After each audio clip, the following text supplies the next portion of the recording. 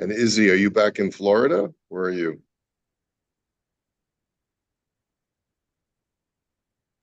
No, I'm home. I'm home. Okay. Hey, Moish. Good morning. He missed being online. Izzy missed being online. Yeah. Well, we got two guys from Israel, three guys from Israel. We have Marvin, Wayne, and Shmuel. More and more of this year is being broadcast in Eretz Israel. We should advertise it in Torah Tidbits. Uh-huh. Well, okay. Maybe. Maybe. Okay. The previous tshuva, we came to the conclusion, which is really a very interesting, good morning, interesting tshuva about a woman who thought that she had lost the necklace, paid her neighbor for having lost the necklace, then discovered that the necklace was not lost. It was really in her possession all the time. Um, does she have a right to ask for the necklace back? So, in a rare reversal of decision, Judge Huberman reversed his decision uh, based on the difference between Shuma Hadar versus Shuma B'To'us Hadar. So, in a situation where the necklace was truly lost in the sense that it fell off of her at the wedding hall, and she thought it was for sure stolen, and she was never going to see it again, and then she pays for it. So then, and that's what really happened. So in that instance, like Marvin had said, it was a final sale, and therefore because it's not real estate and it's only chattel, Shuma Lohadar, that a payment for an appraised property cannot be reversed. However, if it's Shuma B'Taus, if it was done under false pretenses because the person thought that she had lost it in a public area, when in reality it wasn't really lost in that sense. It was only, let's say, attached to her clasp or something like that, and then she found it shortly after she paid the 5,000. So then, even with chattel, she will be entitled to get her money back and return the necklace.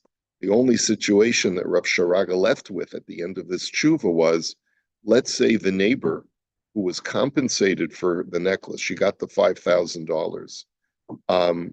She went ahead and already spent that money, or she already bought herself a replacement necklace. So he says, um, even though halachically the neighbor who shelled out the money can coerce her to come up with the cash, she shouldn't do so because you have to do the right thing. You have to go lifnim mishuras hadin, especially to a woman who had done you the favor in the first place to lend you the necklace, and therefore yesh levater lishchena mila'asot kain. You should try to be mevater if you can. Um, uh, um, but as long as the woman, the original owner of the necklace, did not spend the cash, she does have to return it. Okay. All right.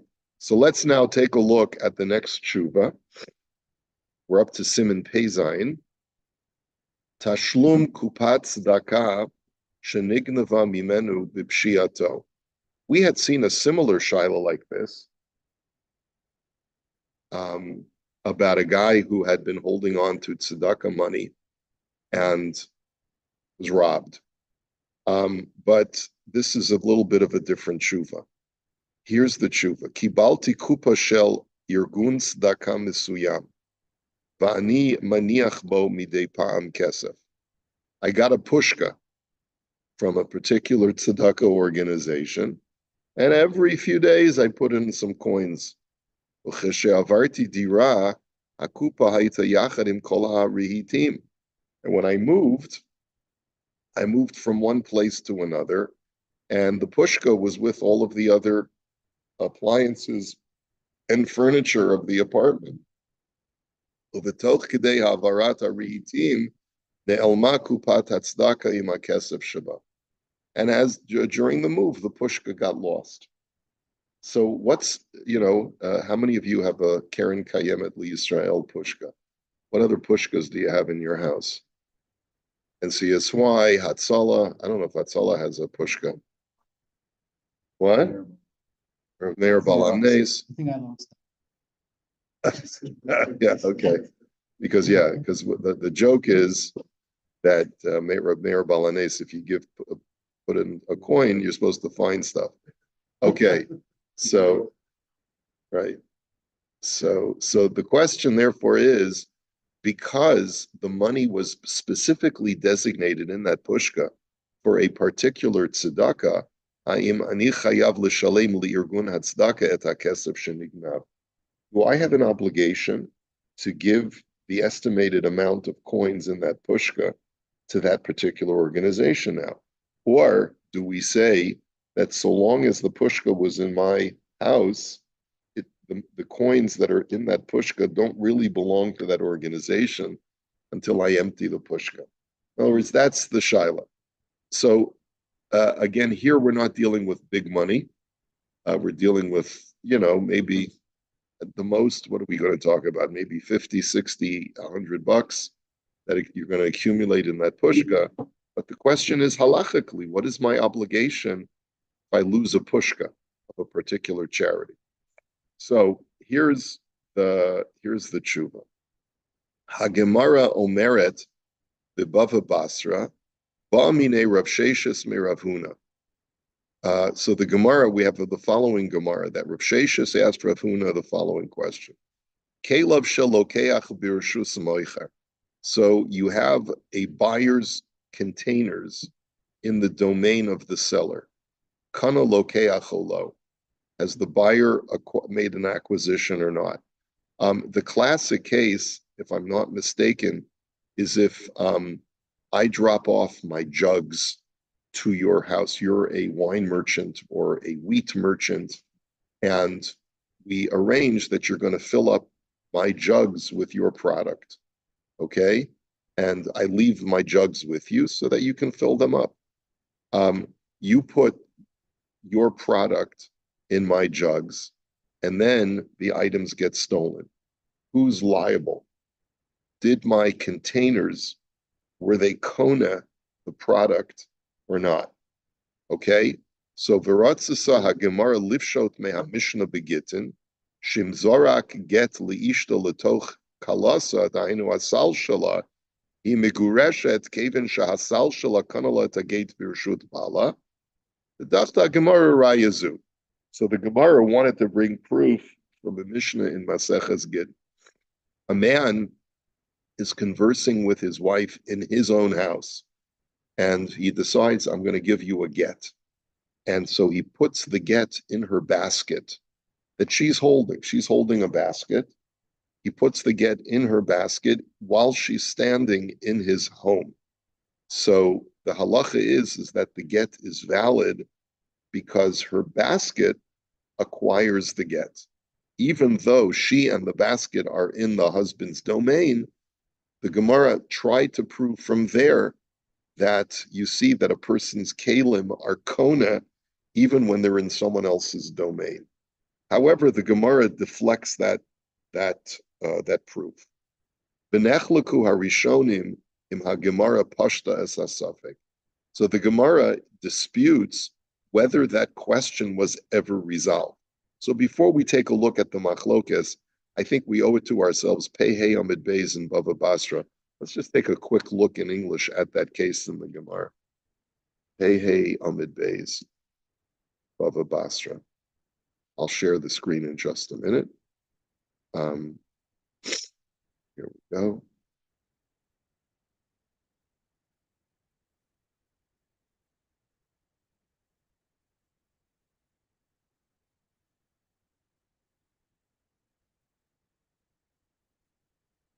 That's 85b.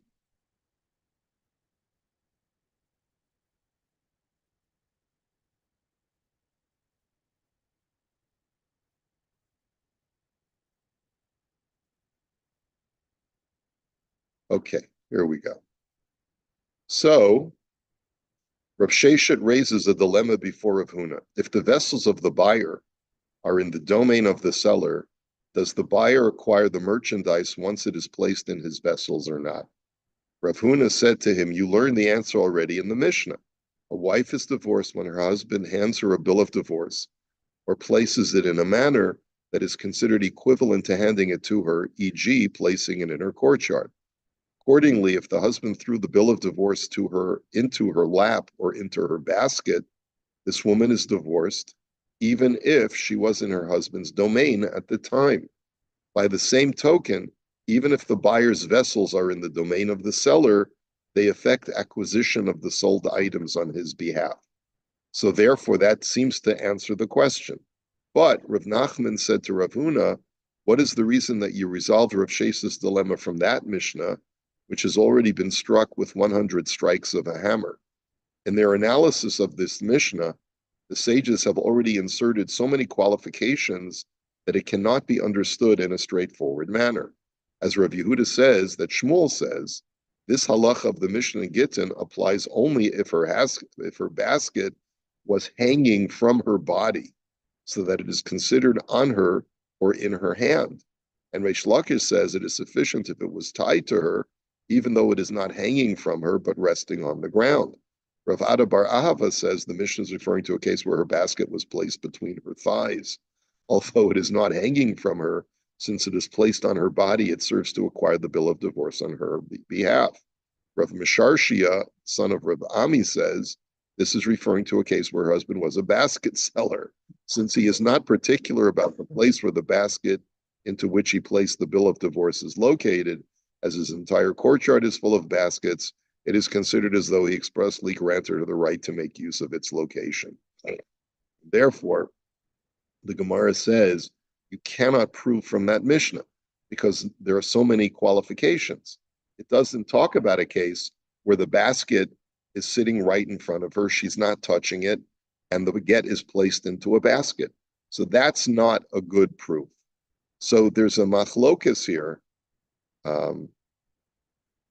So anyway, Rabbi Yochanan says the place of her lap, i.e. the place within her husband's property where she stands or sits, belongs to her, and the place of her basket is acquired to her. So, and therefore, that's the reason why her get is kona. Rav has said, what is the reason behind the statement of Rabbi Yochanan? Is because a person, including a husband, is not particular neither about the place of her lap nor about the place of her basket, as she requires these areas and they do not take up much space. It is evident from all of these qualifications that one cannot infer a halachic principle from here with regard to a buyer's vessels in a seller's domain. Rather, resolve the dilemma from that which was taught in a Braita. If the merchandise was in the domain of a seller, the buyer does not acquire the merchandise until he lifts it or until he removes it from the domain of the seller. What is it not referring to merchandise placed in the vessels of the buyer, which proves that the buyer's vessels do not affect acquisition of the merchandise on his behalf when they are in the seller's domain? The Gemara answers no.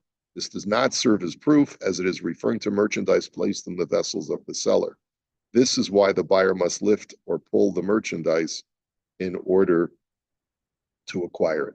And the Gemara goes on, but it seems to be that this question is never really answered. Okay. So let's continue along in the tshuva.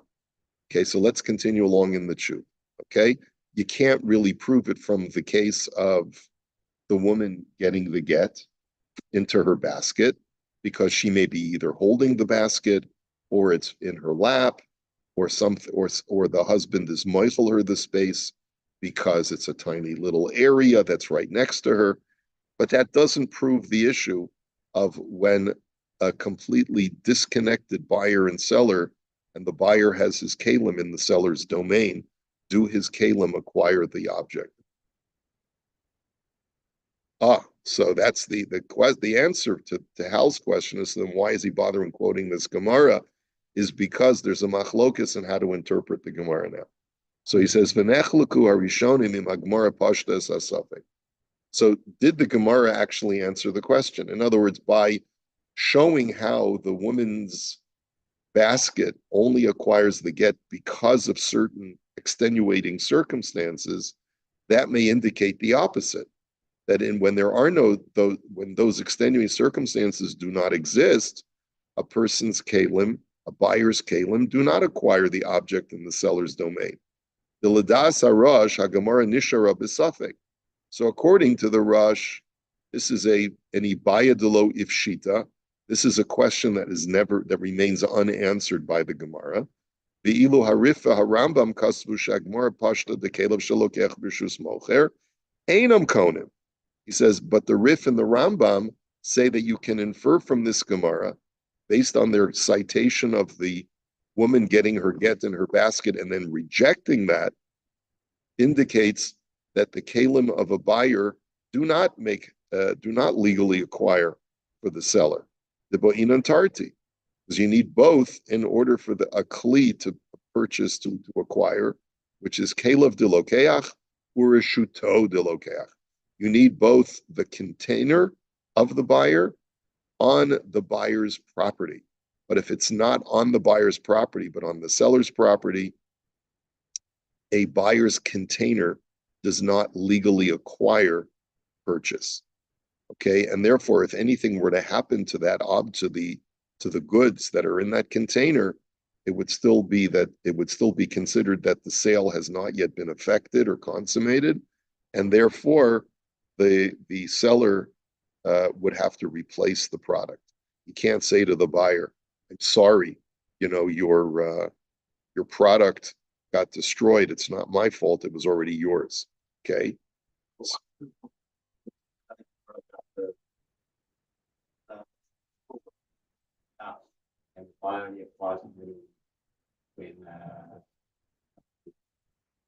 Very good, Lloyd. Right? So you remember the Gemara from Bava Metzia, which says that when I give you cash to buy your straw or to buy your wheat, even though, according to one opinion, money affects the transaction, but the rabbis made a rule that I don't legally acquire your wheat until I bring it into my domain. Right? That's right, because it leaves with the seller with the responsibility to look after the goods. He can't, therefore, just cavalierly say, "Too bad my silo burnt down. You're out of luck." Okay, exactly. So very good, Lloyd. I'm really impressed that you're making that connection. So, oh yeah, okay, all right. So 1 second, let me just answer Lloyd's question. What's the difference between those two scenarios? In the scenario that the Gemara typically discusses, the buyer has not brought his containers into the domain of the seller. That's clearly where the purchase is not finished until the buyer physically picks up the goods. But here, the buyer has dropped off his containers into the domain of the seller. And that's why there's this question that still lingers. It could be that the deposit of his utensils is a demonstration of the fact that he trusts the seller, that once he puts it into his containers, he's legally acquiring it.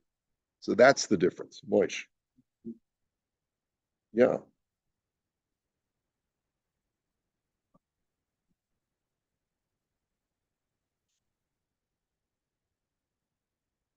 Only once you pick it up. Exactly. That's even if you prepay it. And so there's a machlokas between Rabbi Yochanan and Reish Lakish in the Gemara. I don't remember what daf it is. But it's in Bava Metzia. The machlokas is that midioraisa or is it only midirabanan? So one holds that you haven't been kind of it midioraisa until you actually do a meshicha or a hagbah. You have to do a physical act with the goods by picking them up. And the other one says, no, midioraisa mos konos, really, once you pay cash, it's the money, or you do the e-transfer, that legally the goods are yours, but the rabbis protected the interest of the buyer so that if anything were to, any mishap were to occur to the goods before you picked it up, the seller would be responsible. Okay?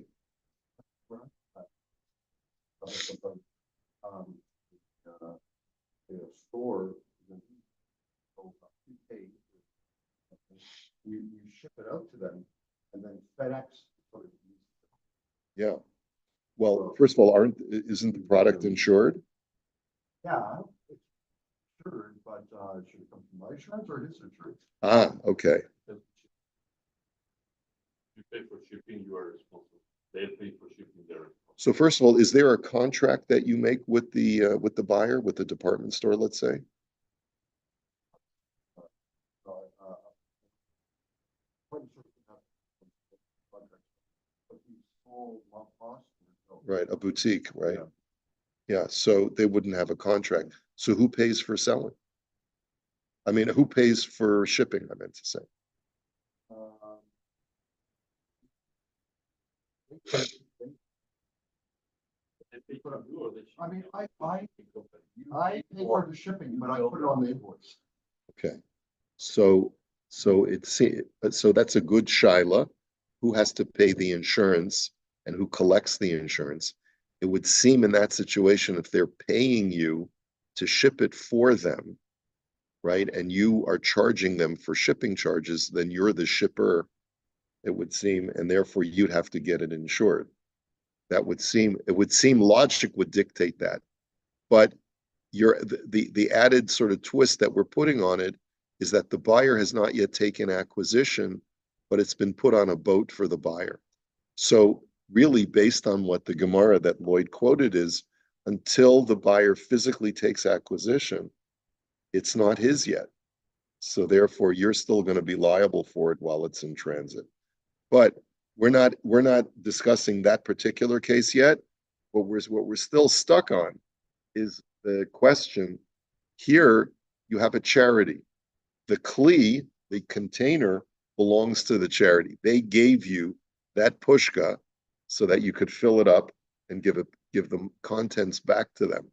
So Rab Sharaga seems to be suggesting that that's the argument here, is that their kli, it's the charity's kli, they're sort of acquiring the pushka money, or could be potentially acquiring the pushka money while it's still in your house. So if you lose the pushka money, is it lost?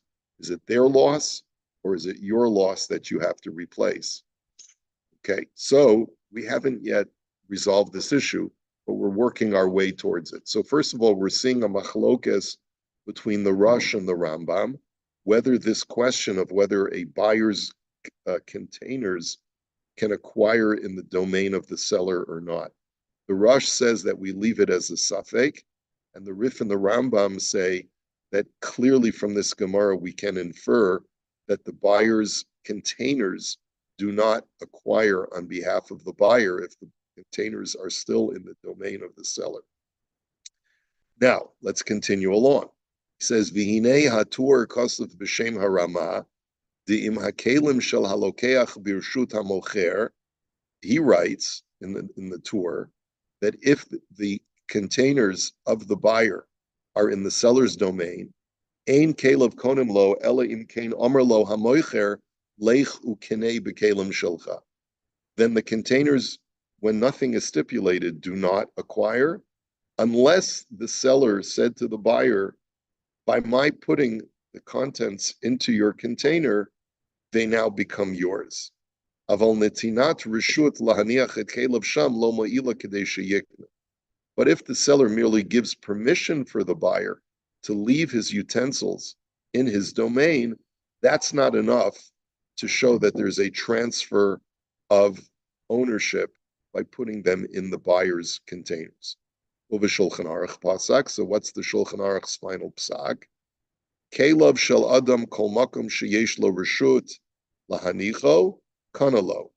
He paskins in the Shulchan Aruch, the Rav Yosef Cairo, that a person's containers do acquire for him wherever he leaves his containers.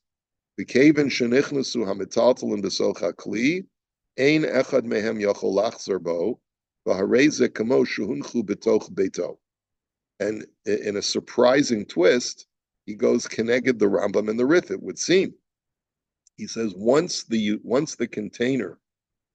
goods are deposited in the buyer's container, they now belong to the buyer, and neither party can go back on the deal because it's as if, well, by putting it in my container, it's as if you've put it in my house.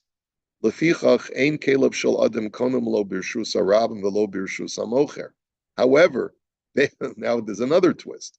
Based on that, if the container is in a public domain or the container is in the seller's domain, the deal is not finalized. Ela imkain, why? Because the utensil can only acquire on behalf of a buyer if we look at it as if it's in his house. But if the container is in someone else's domain, either a public domain or in the seller's domain, you can't say it's as if it's in his house. That's the argument that the Shulchan Aruch writes. If it's in a domain which is hefker, or if it's in a domain which the buyer has control over, such as in his own backyard, then it's as if you've put it in his house. So, for example, if a guy left his containers in his backyard and the seller puts, here's a perfect example, dropping property off into your mailbox. If I drop a property, some product into your mailbox, okay, so then the mailbox is on your property and you've immediately acquired the goods. Why? Because the container is on your domain, and therefore it's as if I've put it in your house by leaving it in your mailbox. But therefore, let's say, you capture on the Ring camera afterwards that someone came and stole it, which is a very prevalent thing that happens. It's no longer the responsibility. Technically, it's no longer the responsibility of the seller once it's deposited on your property. I don't know what the legalities are. We'd have to find out. Maybe Marv, you can do some homework for us. Well, who's responsible when Amazon porch thieves, right? When Amazon drops off a product onto your doorstep, and then they take a photo of it even today, right? And they'll sell it. They'll send the photo to the buyer, and then someone comes along and steals the package. Who's liable? Is Amazon liable, or are you liable because it's implicit in the contract that you made with Amazon that delivery to your doorstep is sufficient? Okay, but that's the case that the Shulchan Aruch is saying, that once it gets on your property or in your utensils that are on your property, then it's yours. It belongs to the buyer. But if the container is not on the buyer's property, if it's in a Reshus Harabim, in a public domain, or like, for example, instead of leaving it on your property, he leaves the shipper leaves it on the sidewalk adjacent to your property. Or if he leaves it in the domain of the seller and the container is there, the Shulchan Aruch paskins that it's not a good acquisition. Ela imkein omerlo hamakne lech uknei b'chlizeh, unless the seller said explicitly, by my putting this in your container, you now become the owner. Va'az kana imhu birshus hamoicher, and therefore, even if the container is in the seller's property, the buyer acquires it. Marv, yeah, you're quiet so far. Any reflection on this? Yeah, I think you'd have to do some research. I think it's complicated by the terms of these new delivery regimes, the online package deliveries. Certainly, if they deliver it to the wrong place, they're responsible. If they deliver it to your front door and it gets stolen, it might be foreseeable that could happen. Maybe they're liable. They put it in, a closed mailbox with a cover on it, whatever, they're probably not liable, but I guess we'd have to look it up a little bit more. Okay, so we're going to hold it for now. We don't have a final psak yet, but B'mirtz Hashem, tomorrow we'll continue. Hopefully we'll finish this tshuva. Who is liable for the lost pushka? Okay? Stay tuned. Same bad time. Same bad shit.